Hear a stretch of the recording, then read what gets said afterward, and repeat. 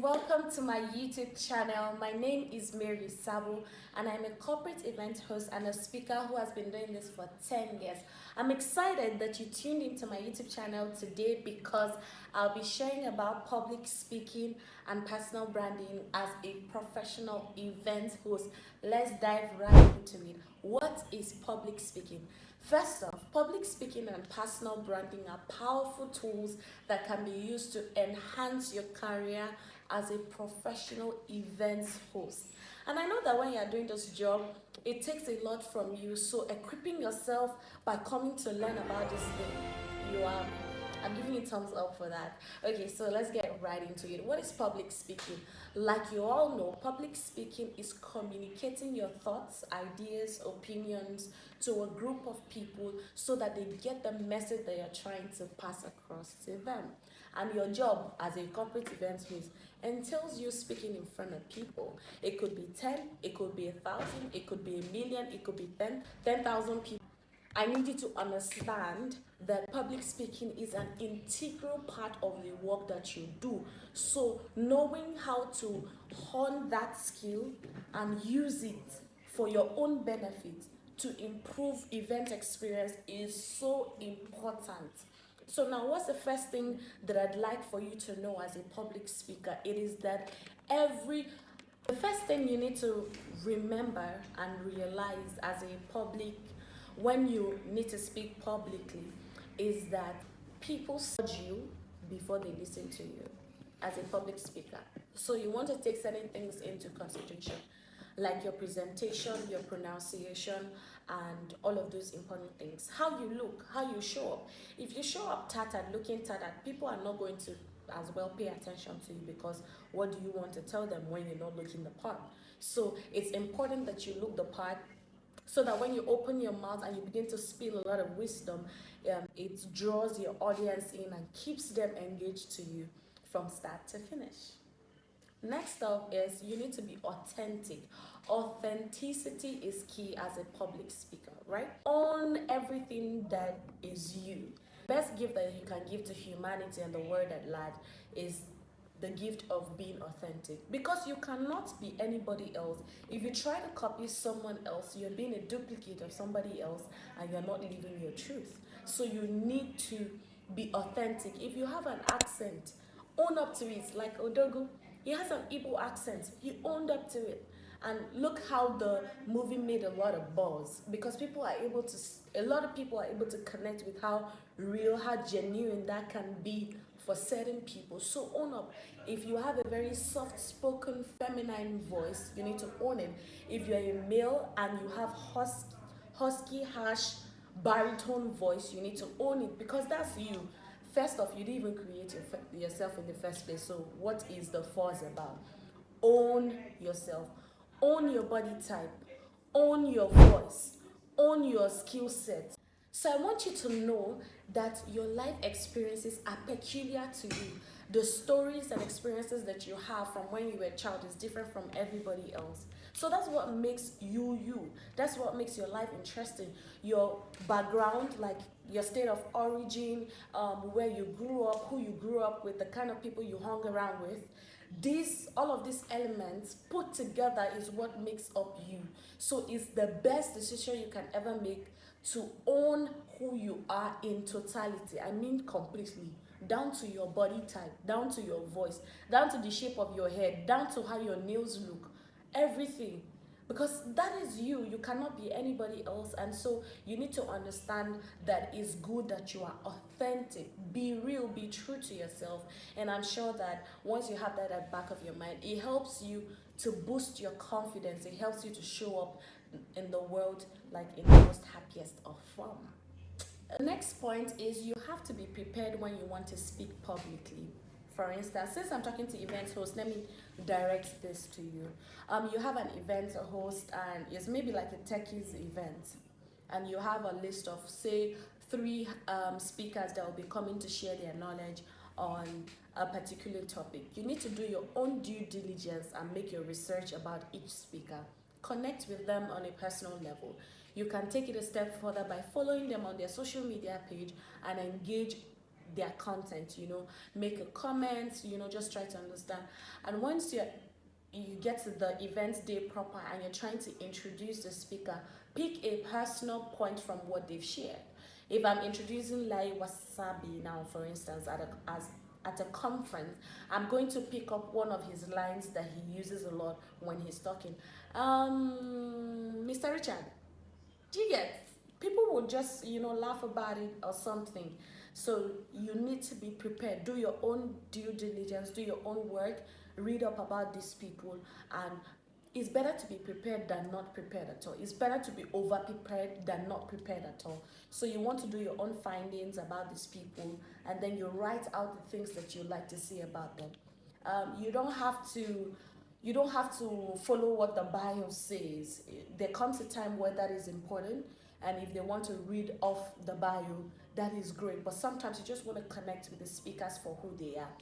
I was having stage fright one time, and a friend of mine said something to me, and it's very profound, so I'm going to be sharing that with you. She said, at best, we are all human beings that want to be loved, seen, valued, and appreciated. So once you're able to connect to people because of who they are, I'm telling you, that's all it takes. And so when I got up on stage that next time, after she had told me this, I just had it at the back of my mind that we're all human beings. Because right there's no societal strata. People are not in that room with their cars there with them. At best, they're just human beings, right? And so you understand all of these important parts, and yeah. So if you're having stage fright, how do you handle having stage fright when speaking publicly? One technique that you can use is to calm your nerves and count to 10, maybe in your mind. If you're stuttering too much or your nerves are getting in, you can just tell yourself, calm down. 1, 2, 3, 4, 5. And you start talking again. And other times you might want to be very vulnerable with the audience and let them know that this is the situation of things. Like the last time I had an event, and it was the first time I was being left alone by the co-host to handle a session. And I started stuttering for over a minute, and then I told them, ladies and gentlemen, please can you give me a round of applause, because it's not easy to stand before kings and queens like you. It warmed their hearts. They put their hands together, and that eased up the tension. I was back to normal, and I started talking at a normal pace again. So I want you to also remember that stage fright happens to the best of us, but what you make do with that emotion is very important. Don't allow it to rule over you, because you have control over it, okay? So next up, I'm going to be talking about personal branding. So personal branding, like I earlier said, is also an important tool that enhances your credibility and reputation as a business person or a personal brand. You know what I mean? So what is personal branding? Personal branding is the perception people have of you.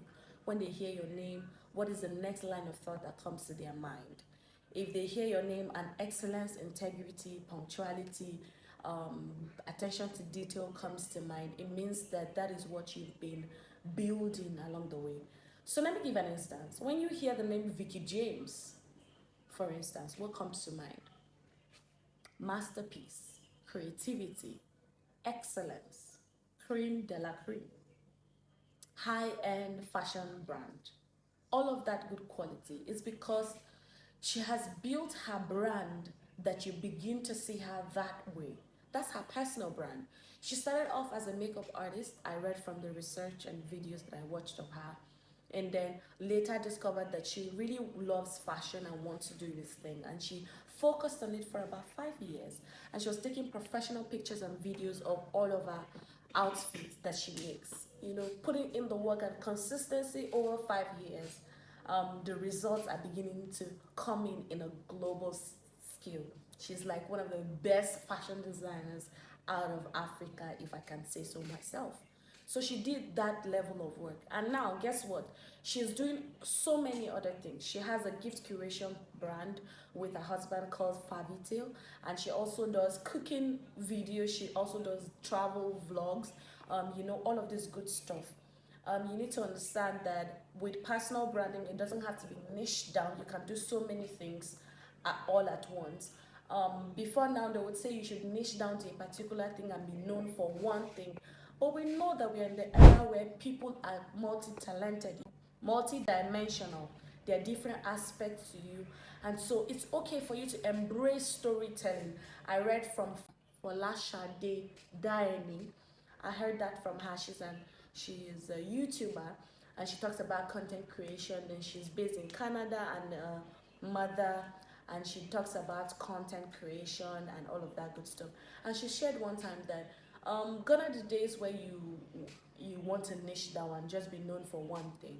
Now, as opposed to being boxed in a niche, embrace storytelling and use that to your advantage. So with storytelling, you can talk about different types of stuff, but you're expressing yourself, but at the same time, people see that this is a particular line of stuff you're doing.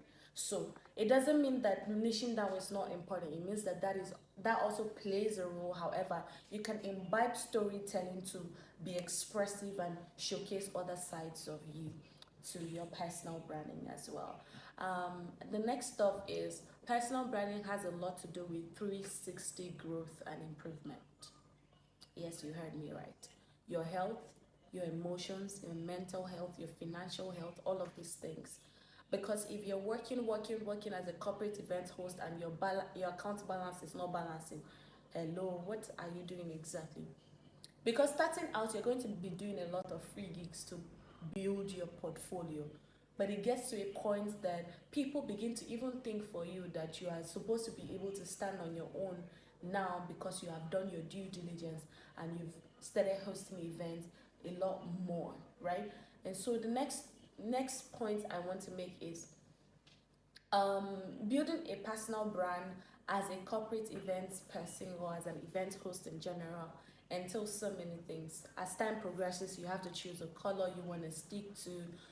You want to choose the values that people should think about when they think of a brand like you and all of that good stuff. I hope that you've been able to learn a thing or two from this video. Once again, my name is Mary Sabo. Tell me what stood out for you and what was that something new that you learned listening to me so far. I'd like to also learn from you. Share your tips on personal branding and public speaking. I'd love to hear from you. My name is Mary Sabo once again, and until the next video, bye.